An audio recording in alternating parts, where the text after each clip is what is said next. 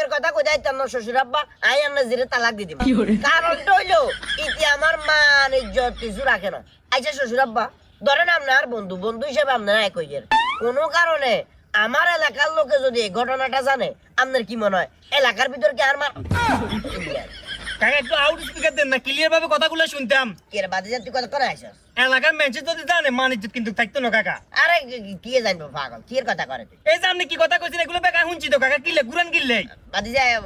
হইলে তো এটা আর আসলে লুয়াই লাভ নাই ইদিরে তো বাদি যায় সারা দিতে হবে সেটা আমি ফেটে যাই না না কাকা সাড়ে দেওয়ার তো কথা যে কাজটা আমরা লয় করছে হায় হায় হায় রে কাকা তার মানে তুই জানোস তোর আর কইতে শরম কিয়া বাদি যায় একটা জিনিস চিন্তা কর আয় কত কিছুদিন আগে তোর কো শাশি মারে ইতির বাপের গোবাই দিয়ে আইছি যাক বে আইবেল লাগেছে কয়েকদিন থাকে চলি আইব এর ভিতরে একদিন ফেসবুকে ঢুকছি না ভিডিও চালাতে চালাতে হাতে কে চোখের সামনে ভিডিও একটা আইছে ও বা ভিডিওর ভিতরে দেই যে কি সুন্দর করে